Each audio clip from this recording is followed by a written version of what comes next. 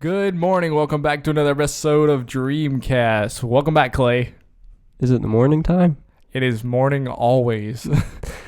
Oh, because we just woke up from a dream. Even though we always record. I mean, no, I'm not gonna say that. We always record these at 6 o'clock in the morning, right, Clay? Totally. Because that's when they come out. 6 o'clock on a.m. on Saturdays. So that must be when we record them. Yep, definitely. So it's live right now. Yep. We're talking to you. Yep. Good morning, everybody. Thank you for tuning in with us this fine sunrise. We're definitely not talking at 8:35 at night. Nope, no, definitely not. Do I sound like I'm peeking to you? Am I like extremely loud? Let me turn you down just a bit. Thank you. I don't want to blow anybody's ears out. Yeah, you don't want that. Last week I did a podcast by myself. You did? How'd that go? It was actually, I don't want to say quite nice because I don't want to. Oh, thank you. It was great, Clay. Never come again. Oh, that works. But it went better than I thought it would. I was proud of it. So, but I think it's better when you have somebody to talk to. That way I'm not just telling dreams to a camera. But I did think it turned out well. And it kind of gives me some comfort that if you ever, if somebody can't make it, I can do it by myself. But it's just straight dream content. I just read a dream. Yeah. But anyway, so I'm about to read a dream. And Clay is going to pick a number between 1 and 3. And I have assigned a number to each dream. And whichever one he picks is the one I will tell. So Clay, pick a number. 1. 1. Oh no, why'd you pick 1? This is gonna be a disturbing dream. Oh gosh. Okay, 2. No. Which is the one that you said makes you cry? I want to listen to that. No. That's not the one. That's not the one I said made me cry. That's gonna be for another time. Okay. 2 was. I'll give you the names of the 3. The 3, and then you can pick. You could just pick. So the name of the first one, I'm gonna come up with a name on the spot, and it's gonna be Swamp Restaurant. The next one I'm gonna name is called the Water Spirit, and then the third one I'm gonna name. I lost it. Where did it go? Shoot. Okay, so pick a number between 1 and 2. Let's hear about this. Oh, there it is. Okay, 3 I'm gonna name. I don't remember what it's about, so 1 and 2, I guess. All right. Let's do 2. Water Spirit. Yep. Okay. This was a beautiful dream. This was an amazing dream. I don't know if I can do it justice with telling about it, and I haven't read the script or not the script, but what I wrote down when I woke up about it since I haven't read it since I've wrote it. But this was another pretty impactful dream, and I don't know why it was impactful, but I'll read it to you. Okay, so there was a water spirit. It lived in a pool that children loved to play in. They would tell me of this water spirit and ask me to come see. I didn't believe them, but one day I finally came to see the water spirit. It showed itself. It would spit and spout, swirl and dance around.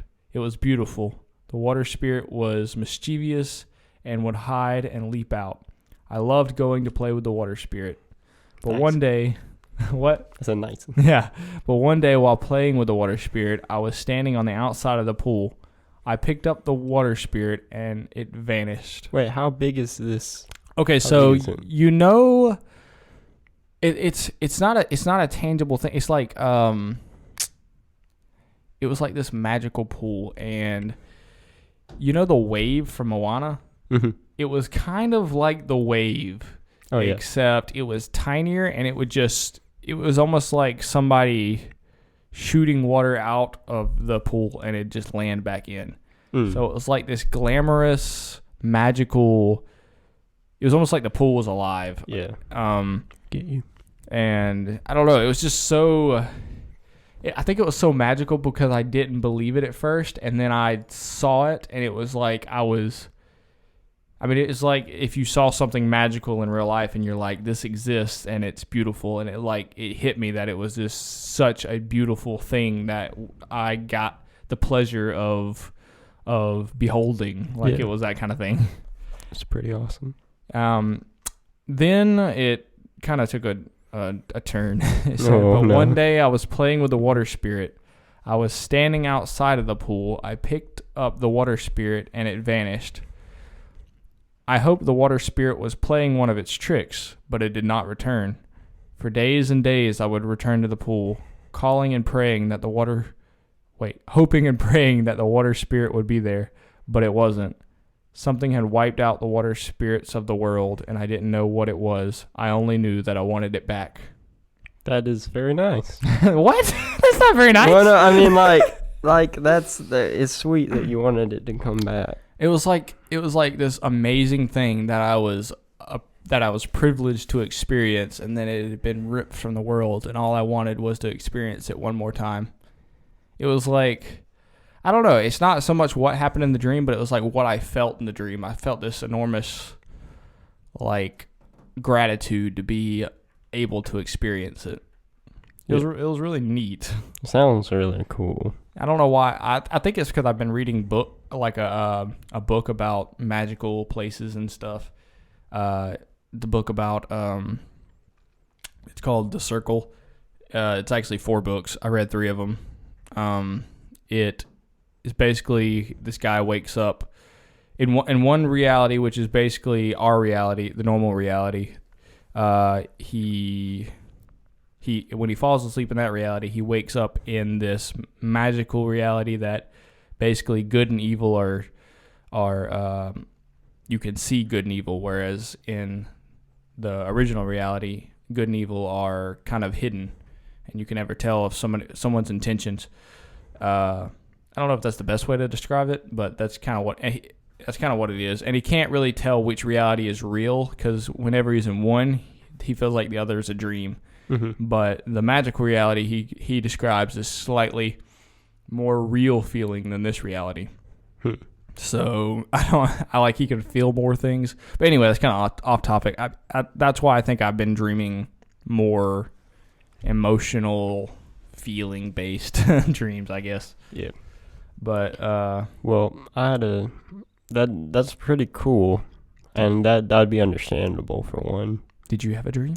Did have a dream. You did have a dream. But I'm already going to tell you, I probably don't remember all of it. Well, but I'll give it a shot. I'll give you the basic premise. Maybe I'll start remembering it. I hope so. So the part that I do remember, and it's right on the tip of my tongue. You know, you get those dreams, they're just right there, and then you can't remember them. They're right out of your grasp. They're right out of my grasp, and I can't, yeah. They're so close, you just got to bite down on that tip of your tongue. Bite it off. Just... Okay. All right. Well, basically, I was at this house, and it was a haunted house, and there was these different rooms. A haunted house has different rooms in it, mm-hmm. And it's kind of weird because I don't know if it was like at Halloween, but there was people working in it. There was like closets people would jump out of, but inside the haunted house, you have the course, you have the line that you go through. Mm-hmm. Well, I was going through like these secret doors that would maybe it was the doors that the people would use to get to their spots, but it would mm-hmm. bypass some of the sections of the haunted house. Okay. Yeah, so I was bypassing all these sections, and then like I would just be kind of watching it, and I would be like, oh, well, this is where this is supposed to happen. And I think I would even know, like, there's a trap up ahead. So I'm going to, and this, it's fuzzy at this point, but I was like, maybe I'll just go, I'll just bypass it. Mm-hmm. Or maybe I went through it and then I looked back and I was like, oh, there's a trap there. So, I bypassed it. Yeah. So like dream sense. Yeah. So you knew what was there. Yeah. And then there's a lot of emotion in the dream last night. I just don't remember all of it. Really? There was a lot of emotion in your dream too? Yeah, I just don't. Maybe it's the season. Maybe it's the season. Maybe there's some kind of force that penetrates all of us and turns our dreams emotional. I don't know. But I just know that it's an emotional dream. I think I traveled a lot in that dream. Huh. So you other than the haunted house or like in the haunted house? The haunted house was gigantic. I think it was very, very large. It was a mansion. I think it's a haunted mansion. I'm enjoying visualizing this because I like that. So a giant haunted house. Except not on the main path, like on a side path. Now, was the side path like visible, or what did you more like feel? It was hidden corridors. You could go through like, so imagine you go into the haunted house, right? And you're going through the course where everyone jumps out and spooks you. That's the course that everyone could go. Okay. And it was a really long course too. It was a long haunted house, I think. But it did have an end. But it was a long one. But then, like, if you went into one of the rooms, you could go to this closet that would bypass into another room that was further ahead. Okay. So in this dream, what were you feeling? Were you like, were you scared? I think I was actually somewhat scared. So I was going through the house, and then, yeah, like I was going through the house, and in one of the rooms near the end, I went into the room. I think there's like some cloths draped up on the wall, maybe some blue lighting, like it's nighttime, or whatever. And then a guy comes out of the closet, and I'm like, wait, so I'm in this room. There's supposed to be a guy in this room that jumps out and scares you. Oh. So as I was walking through it, I was like, I had that dream sense. I was like, there's a guy that's supposed to jump out and scare you in this room. I don't know where he's at, but I know that he's supposed to. So that was scary. So you had like a sense of suspense, yeah, or like basically on edge or something. And I think it's like right on the tip of my tongue. I think there was this really creepy guy who was trying to kill me, but I really don't know. Like it's almost there, but it's not. Like a side plot, maybe somebody was trying to kill you, and that was the reason you were going through the rooms, or like. Yeah, that it may be so. Huh. It's like it's right on the tip of my tongue. Hey, actually, I don't know if I ever told this dream. I have another dream though. Okay. I can tell. And I might have, like I said, I might have told it, but it was at a church, and it was a big brick church that was gigantic. Was it the church in our town? No, it was. Oh, okay. It was a gigantic brick church. It was sunset. So let me try to set this out for you. So sounds beautiful. Yes, it is. It's a gigantic brick church. It goes up. It's got a high, chapel. It goes all the way up there. Stained glass windows. Maybe something you would see out of like the 1919s, 1850s. I don't know. Okay. Just it's old, decorative, and beautiful. Yes, old, decorative, and beautiful. Huh. So it's towering up pretty high. And there you have the main building, and then I'm pretty sure you have like other buildings around, but there's like a section where it makes a big U. So, a section where it makes a big U. Okay, so you got a central building, and out of the central building pops like a hall, like another building, and then it makes a 90-degree turn and comes back up to where it's parallel. The other building is parallel with the main building. Okay. I think I got you. It's all brick though, right? Yep, all brick. Okay. So imagine the main building, a building parallel that's smaller on the opposite side of that building, and then one building that connects the two. Gotcha. Okay. Yeah. Okay, cool. And, on the side of the main building, there's like a little overhang, and it has, where you go under, and it has a little brick decorative wall. Oh, okay. So it's like a hallway. We talking like arches? Yeah, like arches, stuff like that. Sweet. Just on the side of the building, just with a little hallway. So it's sunset. I don't know where this is at. It's sunset. It's really. I remember it being very, very pretty. But there's one thing I haven't added yet, and it was that we're in the middle of the zombie apocalypse. What? Or what? Perhaps twist. Or perhaps that How can I describe that? So, yeah, I don't know if it was in the middle of the apocalypse or like what exactly happened, but there was less people. I wonder if it's like the rapture or something happened. Oh. I have no idea. Did it seem normal or did it seem out of place? It seemed. See, it's been so long, it's hard for me to remember. But I think it was. I'm just going to say it was probably the zombie apocalypse. Okay. If I were to guess. All right. But I could be wrong about that. So were there very few people like walking around with you? There was like no one. Okay. I take that back. There was one or two people walking with me, and it could have been Chase or Tanner, one of our friends. Okay. But I like when they make cameos in our dreams. Yeah. So we're going, and we're trying to get supplies. Mm-hmm. So I go over to this building, the one that's parallel to the main building, and I go in through one of the doors, and I'm like, all right, so we gotta look for supplies. And this place is packed with just stuff that it looks like, and this kind of like the beautiful aspect of it, because it had a whole bunch of just stuff that was left there, but you could tell it was once in use, basically, not too long ago. So you're looking at it and you're like, it's kind of sad because it's there, and it's like it was put away pretty, could have been put away pretty quickly into storage. It used to be used, but that's cool. Yeah, and you had the light shining in, and it was going on it. But we're like,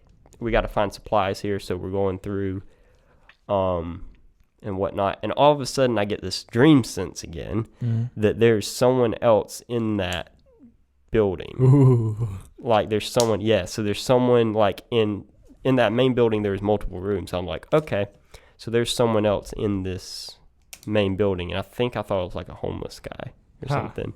And I was like, all right, well, that's something. Maybe I heard him or something in the other room. So I'm like, we got to get out of here.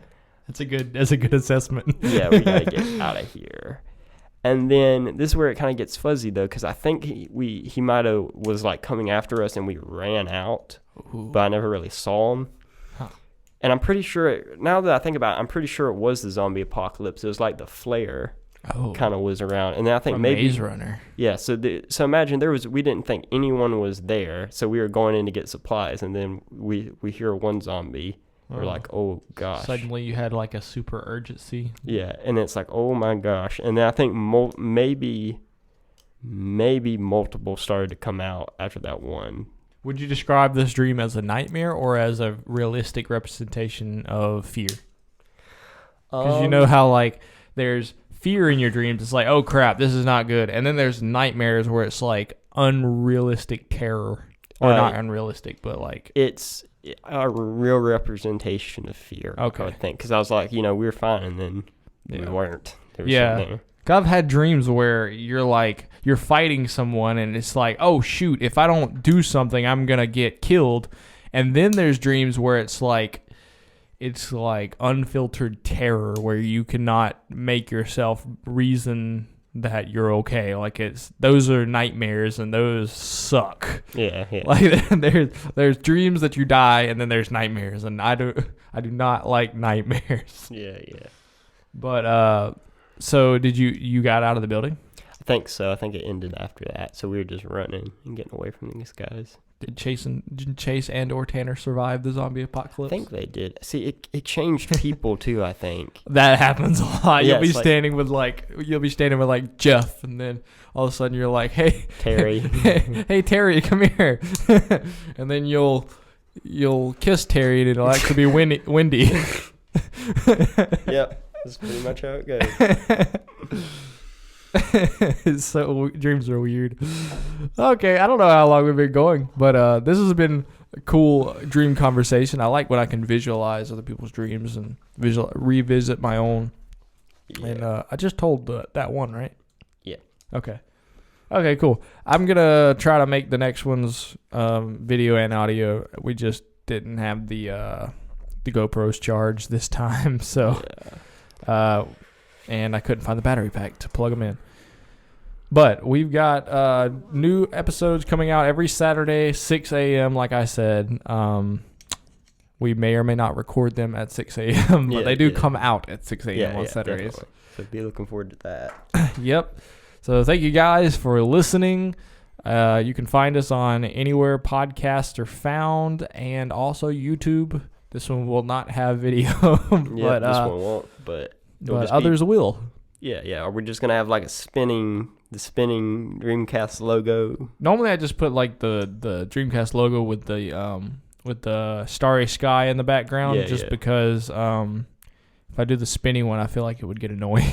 Yeah, you're just sitting there staring at it. It's hypnotizing you. Yeah. You're falling into this dream world. No. But it will start with a spinny one. So Yeah. with an orange spinny elephant. Yep. You got to love those. It's the orange spinny elephant. Yep. So thank you guys for listening, and we will talk out you next week. Stay dreamy, fellas. Stay dreamy, fellas. And fillets. And fillets. Bye. Nice. Oh, crap. My headphones came like that. Oh. Okay. Well, okay. To future Colton, where you just got done, we're wrapping up right now. Make sure to laugh. Live, laugh, and love.